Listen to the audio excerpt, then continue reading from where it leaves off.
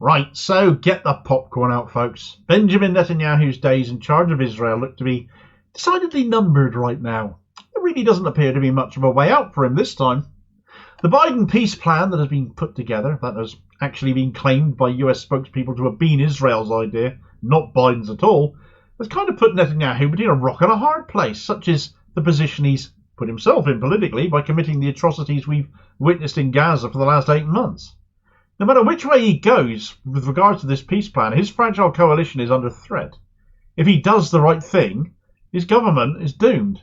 If he chooses to continue unabated, turning down yet another peace deal, he will also lose coalition partners and become an even bigger pariah on the international stage, leaving him more isolated than ever before, and making it abundantly clear to the world he will, no matter what proposals are put forward, put himself first. But for how much longer can this impasse go on without something giving way? And that something clearly will be him and his government. Right, so Netanyahu's coalition seems to be imminently doomed. We're in the end game now. That's a pretty bold statement to make, Damo. On what basis are you making that? Well, it all comes down to that 3-point peace plan that Joe Biden has laid out on the table and the decision Israel take on it. Having turned down the previous deal, which Hamas accepted, much of the mainstream narrative has been on Hamas having to accept this one too. But the same arguments are never made for Israel, are they? It so often gets framed as Hamas being the bloc, but on this occasion they said they'll accept the deal as long as Israel does. So the ball's in Netanyahu's court. And it's a game he really doesn't want to play, because no matter the move he makes, he's going to lose it. The deal as things stand this time, in case you aren't aware of the details, is 3 fairly straightforward stages. The first stage is a 6-week ceasefire, during which the IDF will withdraw from all populated areas of Gaza. The second stage would involve an exchange of captives and Palestinian prisoners, as well as a surge of humanitarian aid into all parts of the Gaza Strip. And the third phase would be to make the ceasefire permanent and facilitate the reconstruction of the Gaza Strip, decimated as it has been by the IDF since October 7th.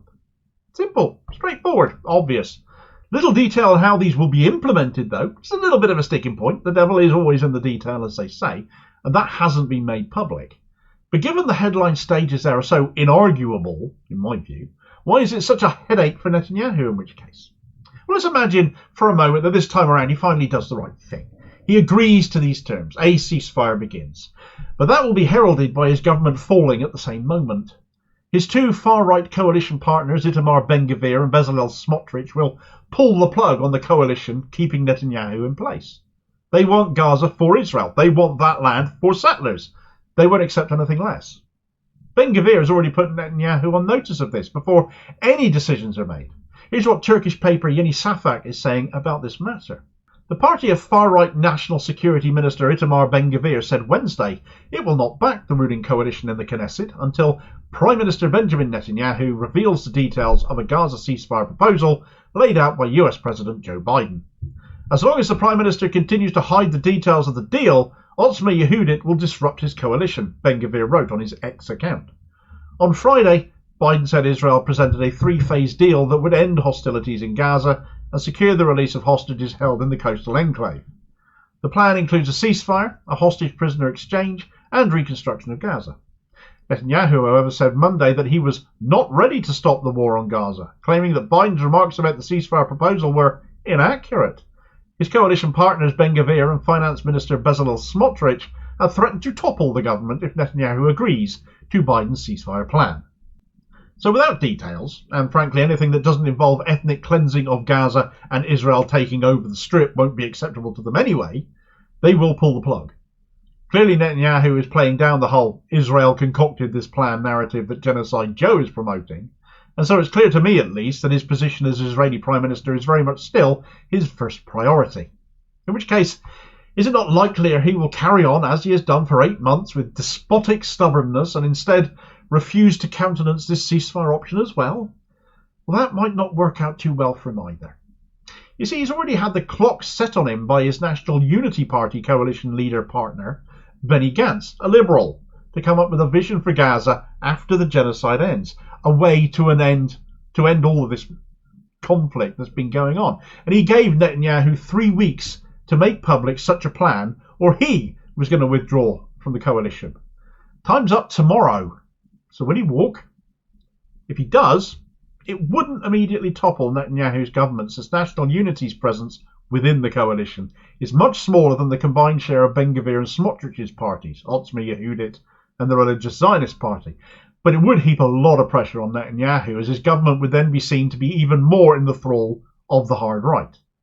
The problem here is that Benny Gantz's party, if national elections were held now, would, according to polling, become the largest party, Gantz being preferred to Netanyahu as Prime Minister. So him leaving the coalition now damages Netanyahu more, not just as far as this crisis he's got himself goes, but electorally for his Likud party as well, whether he insists on still trying to lead it by that point or not.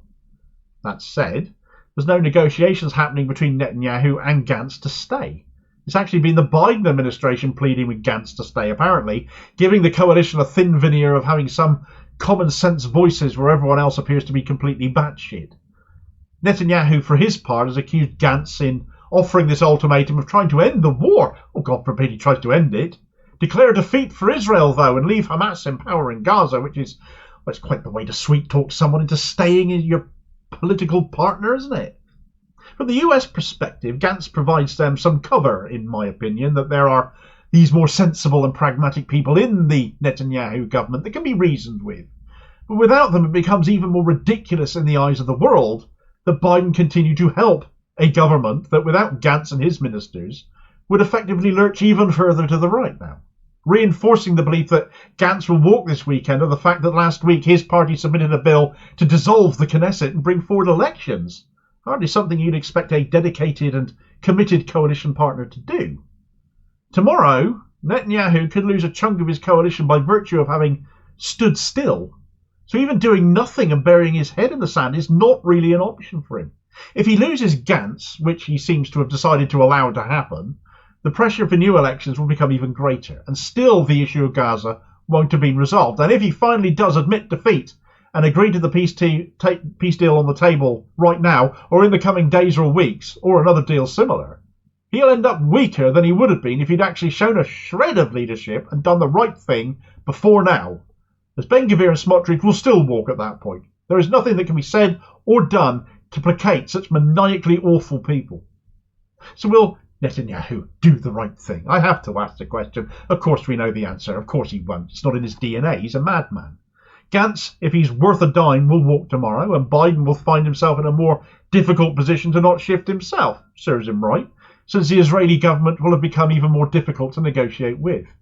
The rot will set in, fester, pressure for new elections is going to grow as Netanyahu's biggest rival, Gantz, will capitalise on being free of him in the national interest, and a de facto election campaign will be underway in effect.